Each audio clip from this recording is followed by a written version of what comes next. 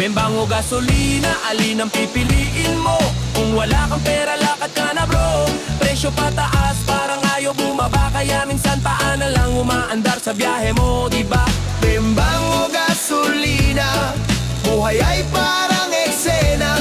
Kung gipit ka sa krudo, diskarte ang sandata. Umaga pa lang pila na sa gasolinahan, pagtingin sa presyo, aray parang sinampal ka ng bayan. Kahapon kaya pa, ngayon hindi na, parang pag-ibig mo biglang nagmahal, wala nang gananain.